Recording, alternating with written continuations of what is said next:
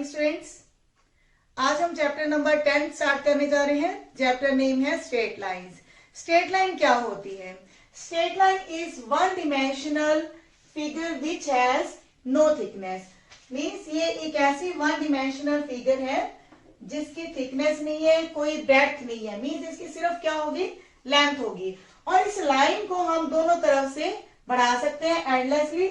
और अगर हम दो पॉइंट्स को मिलाते हैं तो हमारे पास क्या मिलती है? एक लाइन सेगमेंट। तो इस लाइन के बारे में हमने 9th स्टैंडर्ड और 10th स्टैंडर्ड में भी काफी कुछ पढ़ा है। कोऑर्डिनेट एक्सिस में हमने लाइन को रिप्रेजेंट किया। अगर हमारे पास कोई लीनियर इक्वेशन है तो उसके हमने 2 या 3 सोल्यूशन निकालकर उसको हमने एक्स वाई प्लेन के ऊपर रिप्रेजेंट किया था। और हमने 9th और 10th स्टैंडर्ड में ये भी सीखा कि दो लाइंस पैरेलल कब होती हैं, परपेंडिकुलर कब होती हैं, और अगर वो पैरेलल हैं तो उनके कोऑर्डिनेट्स कैसे होंगे, और अगर वो लाइंस परपेंडिकुलर हैं तो उनके कोऑर्डिनेट्स कैसे होंगे। तो इसके बाद हम 11th स्टैंडर्ड में हम क्या पढ़ने जा रहे हैं कि एक लाइन जो अगर हमारे पास कोऑर्डिनेट एक्सिस के बीच में दी हुई है तो वो लाइन एक्स एक्सिस के साथ एंगल अगर थीटा बनाती है तो उसकी स्लोप क्या होगी। तो स्लोप के बारे में आज हम पढ़ेंगे।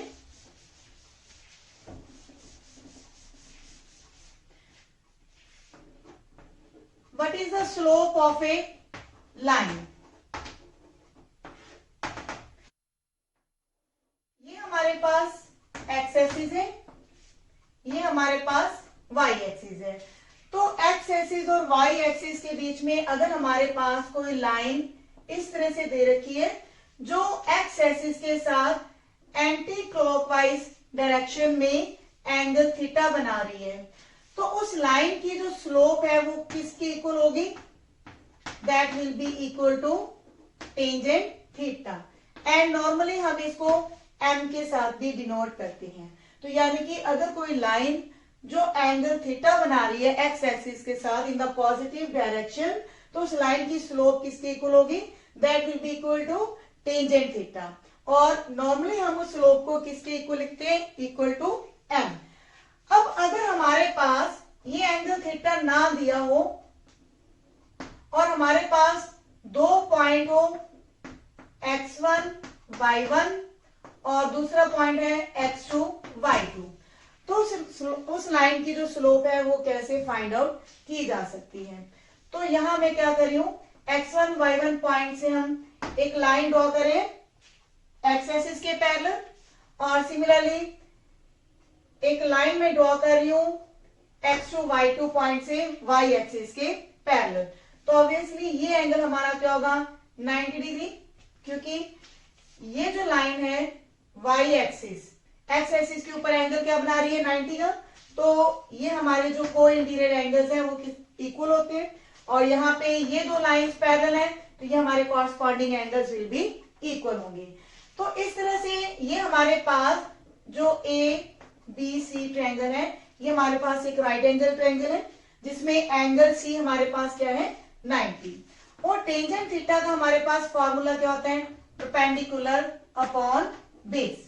तो यहाँ पे हमारे पास परपेंडिकुलर क्या है? BC, और बेस हमारे पास है AC। Now what is the BC length? तो y एक्सिस के ऊपर अगर हम कोऑर्डिनेट्स देखते हैं तो ये हमारा y2 कोऑर्डिनेट और यहाँ पे y1, तो ये लेंथ हमारे पास क्या होगी? y2 minus y1। तो यहाँ पे हम कह सकते हैं कि m स्लोप हमारे पास क्या होगी? y2 minus y1 divide bye now AC length के लिए हमने नीचे एक्स एक्सिस के ऊपर देखना है, ये लेंथ AC की इक्वल होगी, तो ये लेंथ किसकी इक्वल होगी? x2 minus x1। तो इस तरह से ये हमारे पास 2 पॉइंट फॉर्मूला बन जाता है स्लोप को फाइंड आउट करने के लिए। मींस हमारे पास दो फॉर्मूले हैं। अगर तो ये लाइन एंगल थीटा बनाती है एक्स एक्सिस के साथ तो हम यूज करते हैं टेंजेंट थीटा फॉर्मूला। अगर हमारे पास एंगल नहीं दिया हुआ और दो पॉइंट हमें उस लाइन के पता है तो हम फॉर्मूला लगा सकते हैं y2 minus y1 divide by x2 minus x1। तो हमारे पास ये स्लोप के दो फॉर्मूलाज हैं। तो इसकी कुछ एग्जांपल्स हम कर लेते हैं कि अगर एंगल हमारे पास 45 दिया हो तो किसी लाइन की स्लोप क्या होगी? तो m slope will be equal to using tangent theta formula, तो tan 45 हो जाएगा। तो स्लोप हमारे पास क्या आ जाती है? 1। इसी तरह अगर हमारे पास दो पॉइंट गिवन है, 3 -2 and another point is -1 4, then what is the slope of a line? तो m slope using 2 point formula, y2 minus y1 divide by x2 minus x1। तो यहाँ पे आप देखेंगे y2 कोऑर्डिनेट हमारे पास क्या है? 4, यहाँ पे y1 कितना है? -2, डिवाइड में है x2 कोऑर्डिनेट -1 और x1 हमारे पास है 3। तो यहाँ पे हमारे पास वैल्यू आएगी 4 + 2 डिवाइड बाय -4, तो ये हमारे पास -3/2, यानी कि ये कैलकुलेशन हमारे पास -3/2 आई है। लेकिन हमें पता है कि अगर हमें स्लोप फाइंड आउट करनी है तो ये हमारा आंसर होगा -3/2। लेकिन अगर हमें साथ में ये कह दिया जाए कि वो लाइन एक्स एक्सिस के साथ एंगल क्या बनाएगी, तो यूजिंग टेंजेंट थीटा, क्योंकि स्लोप हमारी सेम है टेंजेंट थीटा के लिए भी और 2 पॉइंट फॉर्मूला के लिए भी, तो हम टेंजेंट थीटा को इसके इक्वल रख देंगे। तो थीटा हमारा क्या आ जाएगा? tan inverse -3/2। तो इस तरह से आप एंगल भी फाइंड आउट कर सकते हैं। Now conditions for the parallelism and perpendicularity of lines in the terms of their slopes। तो अब हम डिस्कस करेंगे कि अगर दो लाइंस इक्वल पैरेलल है तो उनकी स्लोप्स में क्या रिलेशन होगा।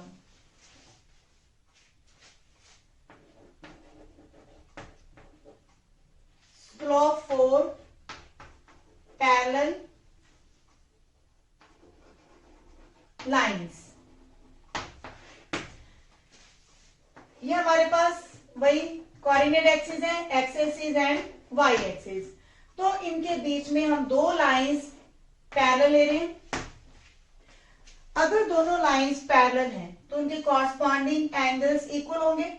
तो अगर ये एंगल θ1 है और ये एंगल θ2 है, then θ1 will be equal to θ2। तो जो उनके टेंजेंट्स हैं tan θ1 and tan θ2, that values are also equal। तो tan θ1 क्या है? This is the slope of first line and tan θ2 क्या है? This is the slope of second line। तो यहाँ हम ये कंक्लूड करते हैं कि अगर दो लाइंस पैरेलल हैं तो उनकी स्लोप्स भी क्या होंगी? इक्वल होंगी। तो सेकेंड रिजल्ट है हमारे पास परपेंडिकुलर लाइंस के लिए, x axis, y axis, and if one line is given like this और एक लाइन इसके ऊपर परपेंडिकुलर है,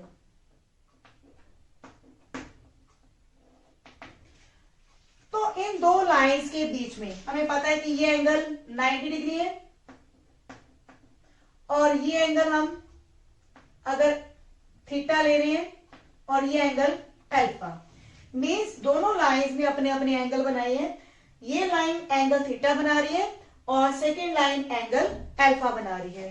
तो अल्फा की वैल्यू क्या होगी? देखिए ये एंगल भी हमारा 90 डिग्री होगा। तो हमें पता है एक्सटीरियर एंगल प्रॉपर्टी से exterior angle will be equal to sum of its opposite interior angles. तो अल्फा की वैल्यू आ जाती है हमारे पास 90 प्लस थीटा। तो दोनों साइड पर हम टेंजेंट ले लेते हैं। Tangent alpha is equal to tangent tan 90 plus theta. तो tan 90 प्लस, तो जो tan है हमारे पास सेकेंड क्वाड्रेंट में नेगेटिव हो जाता है और 90 के कारण जो टेंजेंट है वो चेंज होकर कॉट बन जाएगा और it can be written as -1 by tangent theta. तो अब हमारे पास tan अल्फा और tan थीटा, ये क्या है? ये स्लोप्स हैं। अगर इसको हम m1 स्लोप का नाम दे रहे हैं और टेंजेंट थीटा को हम m2 स्लोप दे रहे हैं, तो यहां हमारे पास क्या आ जाएगा? m1 into m2 is equal to -1। तो ये हमारे पास परपेंडिकुलर लाइंस के लिए कंडीशन बन जाती है कि उनकी स्लोप्स की प्रोडक्ट किसके इक्वल होगी, -1 के इक्वल। या हम ये भी कह सकते हैं कि one slope will be equal to negative reciprocal of the another line slope. Means एक लाइन की जो स्लोप है दूसरी लाइन की स्लोप का नेगेटिव रेसिप्रोकल होगी। तो इस तरह से हमारे पास पैरेलल लाइंस और परपेंडिकुलर लाइंस के बीच में स्लोप्स का जो रिलेशन है वो फाइंड आउट हो चुका है। पैरेलल लाइंस के लिए स्लोप्स इक्वल होगी और परपेंडिकुलर लाइंस के लिए उनकी प्रोडक्ट क्या होगी, इक्वल टू -1। नेक्स्ट है एंगल बिटवीन टू लाइंस। ये हमारे पास एक्स एक्सिस है, ये हमारे पास वाई एक्सिस है and this is the origin. एक स्ट्रेट लाइन हम ये ले रहे हैं, दूसरी स्ट्रेट लाइन हम इस तरह से ले रहे हैं। हमने एंगल थीटा फाइंड आउट करना है, दोनों के बीच में जो इंक्लिनेशन है। एक लाइन अगर एंगल अल्फा बना रही है और दूसरी लाइन अगर बीटा बना रही है एक्स एक्सिस के साथ इन द पॉजिटिव डायरेक्शन, तो what is the value of alpha, that will be equal to, ये एंगल हमारा ऑपोजिट एंगल्स इक्वल होते हैं, vertically opposite angles are equal, then alpha will be equal to angle theta plus beta. तो यहां पे हमारे पास theta की value क्या आ जाएगी, अल्फा माइनस बीटा। और अगर हम दोनों तरफ टेंजेंट लेते हैं तो यहाँ पे हमारे पास आएगा टेंजेंट अल्फा माइनस बीटा। अब हम यहां पर टेंजेंट ए माइनस बी का फॉर्मूला लगाएंगे, that is tangent A minus tangent B divide by 1 plus tangent A and tangent B. यहाँ ए और बी की वैल्यूज क्या है, अल्फा एंड बीटा। तो यहाँ पे हमें पता है कि जो टेंजेंट अल्फा है this is the slope of second line m2 and tangent beta is the slope of first line divide by 1 plus, similarly यहाँ पे हमारे पास m2 इंटू m1 आ जाएगा। लेकिन अगर हमारे पास ये जो एंगल है थीटा, मीन्स अगर ये एंगल हमारा ऑब्ट्यूज है तो एक्यूट एंगल क्या होगा, 180 minus theta. We are going to calculate acute angle between them. तो 180 माइनस थीटा अगर हमारा एक्यूट एंगल है, then tangent 180 minus theta will be equal to m2 minus m1 divide by 1 plus m1 into m2। तो क्योंकि second quadrant में tangent negative होता है तो minus tangent theta will be equal to same. तो ये जो माइनस साइन है ये हमारा शिफ्ट हो जाएगा राइट हैंड साइड पर, तो m1 minus m2 divide by 1 plus m1 into m2। तो इस तरह से हमारे पास दो रिजल्ट कंक्लूड होते हैं, m2 माइनस m1 और यहाँ पे हमारे पास क्या है m1 माइनस m2।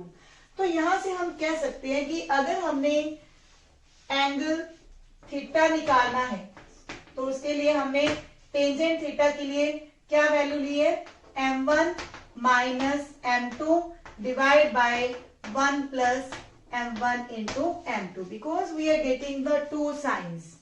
यहाँ पे हम प्लस साइन ले रहे हैं m1 माइनस m2 के साथ, और यहाँ पे अगर हम माइनस साइन कॉमन निकालते हैं तो यहाँ आएगा minus of m1 minus m2। तो दो साइन होने की वजह से हमने यहाँ पे मॉडुलस लिए ताकि जो हमें एंगल फाइंड आउट हो वो क्या हो, acute angle, that will lie in the first quadrant. तो इस तरह से ये हमारा जो tan थीटा फॉर्मूला है इसके लिए to find the angle between two lines. तो अब हम क्वेश्चंस करने जा रहे हैं related to first exercise. What is in second example? If the angle between two lines is pi by 4, the slope of one of the lines is 1 by 2. Find the slope of other lines. Means using this formula we will find the slope of other line. तो हमारे पास एक slope दी हुई है 1 by 2 और दूसरी slope हम find out करेंगे। और यहाँ पे थीटा एंगल हमें दिया हुआ है π/4। ये एंगल थीटा वो है जो दो लाइंस आपस में बना रही है।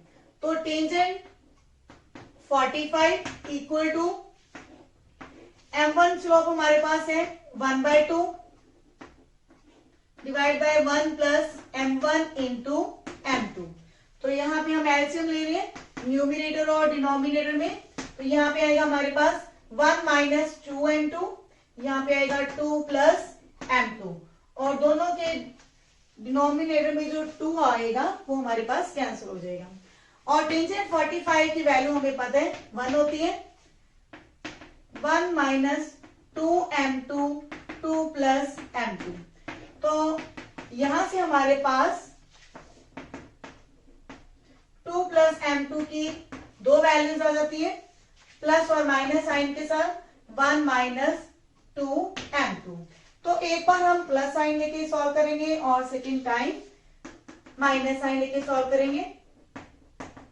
1 माइनस 2m2, पहले हमने पॉजिटिव साइन लिया तो जो m2 वैल्यूज है उनको हम एक तरफ रखेंगे।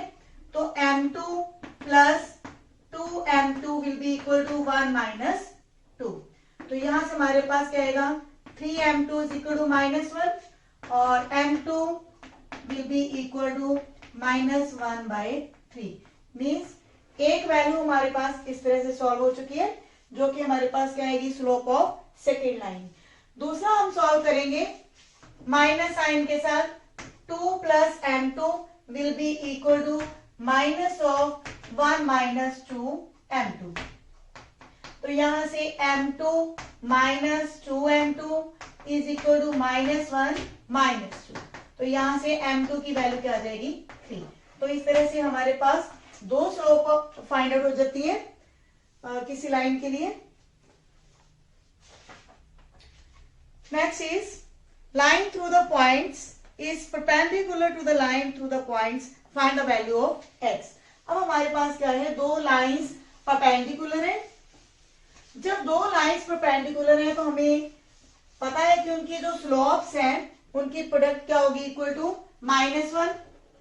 m1 into m2 will be equal to -1। तो ये रिलेशन हम यूज करने जा रहे हैं इस एग्जाम्पल में और साथ ही यहाँ पे हम 2 पॉइंट फॉर्मूला यूज करेंगे because every line has a 2 points which are given -2 6 4 8। तो हमारे पास m1 स्लोप कहां से आएगी using 2 point formula y2 minus y1 divide by x2 minus x1। तो 8 minus 6 divide by 4 minus 2। Now this is equal to 2 divide by 4 plus 2। तो ये value हमारे पास आ जाती है सॉल्व होकर 1/3। तो इसी तरह m2 स्लोप हम फाइंड आउट करेंगे। तो उसके लिए हमारे पास पॉइंट्स गिवन है 8 12 x 24। तो यहां से हमारे पास क्या आएगा 24 minus 12 divide by x minus 8। ये हमारे पास y2 वैल्यू है और ये हमारे पास y1 है। तो y2 minus y1 divide by x2 minus x1। तो ये हमारे पास आएगा 12 divided by x minus 8. Now we have got the values of m1 and m2. Using this relation, m1 into m2 is equal to -1. यहाँ पे m1 slope क्या है हमारे पास 1/3। m2 स्लोप है हमारे पास 12 by x minus 8 is equal to -1। तो यहां से हम x की वैल्यू को कैलकुलेट करेंगे। ये 3 और 12 को आपस में कट करेंगे तो यहाँ वैल्यू आएगी 4 इक्वल टू -x माइनस 8। तो यहां से हमारे पास x की वैल्यू क्या आएगी क्योंकि माइनस के x लेफ्ट हैंड साइड पर आकर पॉजिटिव हो जाएंगे और यहाँ पे हमारे पास आएगा 8 माइनस 4 इज इक्वल टू 4। तो इस तरह से हमारे पास x की वैल्यू क्या आ जाती है equal to 4। Now the collinearity of 3 points. हमें पता है कि 3 पॉइंट्स आपस में कोलिनियर कब होते हैं जब वो एक ही लाइन के ऊपर प्रेजेंट हो। मींस एक ही लाइन के ऊपर तीनों बिंदु लाई करेंगे तो हम कहते हैं कि तीनों पॉइंट्स क्या है, कोलिनियर है। लेकिन अगर हमारे पास XY प्लेन के ऊपर कोई लाइन ऐसी है जो एंगल थीटा बना रही है, तो 3 पॉइंट्स है हमारे पास, x1 y1, दूसरा पॉइंट है x2 y2 और थर्ड पॉइंट है हमारे पास x3 y3। तो यहां हम देखेंगे कि ये तीनों पॉइंट्स हमारे पास एक ही लाइन के ऊपर है। तो अगर हम AB लाइन की स्लोप लिखें और दूसरी हम लिखते हैं BC लाइन की स्लोप, तो ये दोनों जो स्लोप होंगी वो आपस में क्या होंगी, इक्वल होंगी, क्योंकि वो तीनों पॉइंट्स हैं एक ही लाइन के ऊपर है, तो वो एंगल भी हमारे पास सेम बनाती हैं। तो यहां पे हम कह सकते हैं slope of AB will be equal to slope of BC and also it is equal to slope of AC line। तो यहाँ पे हम कोई भी दो पॉइंट्स को ज्वाइन करके हम उसकी स्लोप फाइंड आउट करेंगे, फिर नेक्स्ट दो पॉइंट कोई भी हम लेंगे, या तो AC या फिर BC। तो ऐसे हम दो स्लोप्स को इक्वल शो करेंगे और फिर ये कह देंगे क्योंकि इनमें एक पॉइंट कॉमन है तो ये हमारे पास क्या होंगी, 3 पॉइंट्स क्या होंगे, कोलिनियर होंगे। तो 3 पॉइंट्स कोलिनियर का मतलब ही यही है कि तीनों पॉइंट्स एक ही लाइन पर हैं, तो उनकी जो स्लोप्स है वो भी इक्वल होगी। और स्लोप्स इक्वल तो पैरेलल लाइंस में भी होती है, ये हमें पता है। अगर दो लाइंस पैरेलल हैं तो वो भी एंगल सेम बनाती हैं, लेकिन उनमें पॉइंट कोई भी कॉमन नहीं होता। तो कोलिनियर पॉइंट्स का मतलब ये है कि उनकी जो स्लोप्स इक्वल हमने शो की है, तो स्लोप्स में ये देखेंगे आप AB लाइन और BC लाइन, इनमें हमारे पास B पॉइंट कॉमन है।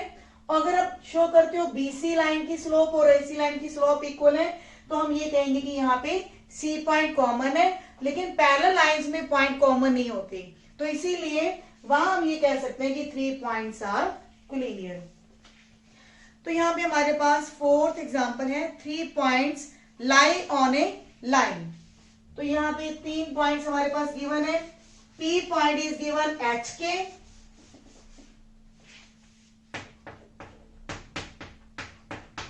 Q point is x1 y1 and R point is x2 y2। Show that हमें एक इक्वेशन को प्रूव करना है, तो हमें पता है कि slope of PQ line will be equal to slope of QR line.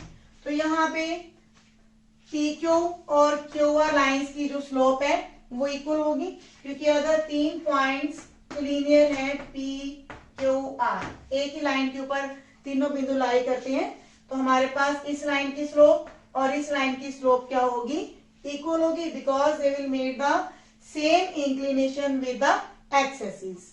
तो यहाँ पे slope of PQ using 2 point formula, y2 minus y1 divide by x2 minus x1। तो यहाँ पे ये हमारे पास जो y1 है that is the y2 value, y2 minus y1, y1 की वैल्यू के यहाँ पे k। Same in QR line, y2 minus y1 divide by x2 minus x1।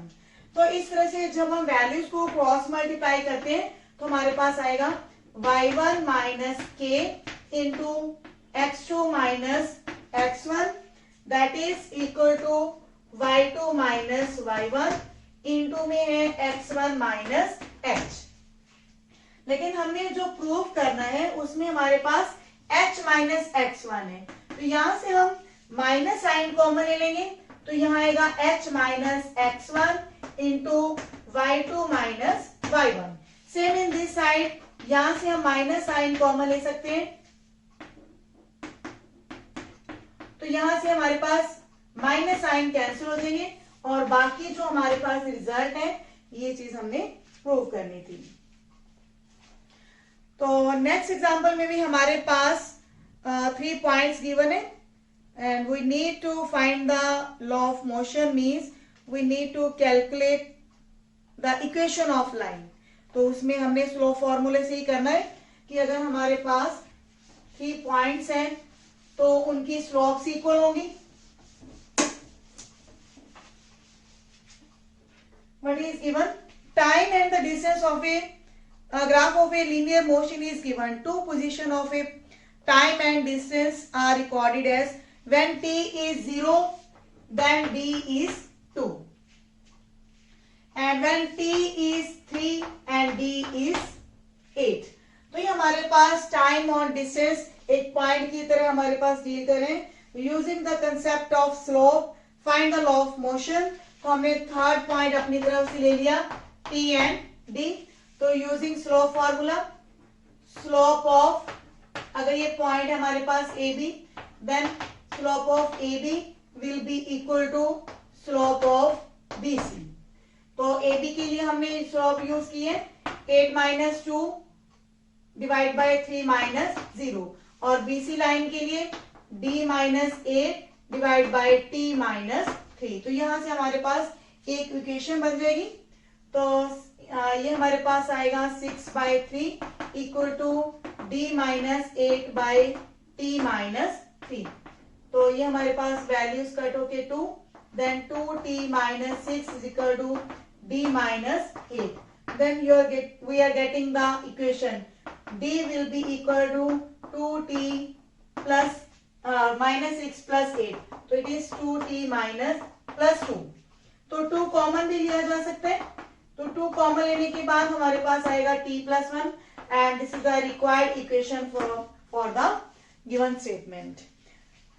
तो इस तरह से एक्सरसाइज के कुछ क्वेश्चंस हैं related to slope and related to collinearity of the 3 points। You will solve yourself। तो ट्राई करेंगे आप सभी क्वेश्चंस। मिलते हैं नेक्स्ट वीडियो में। Thank you.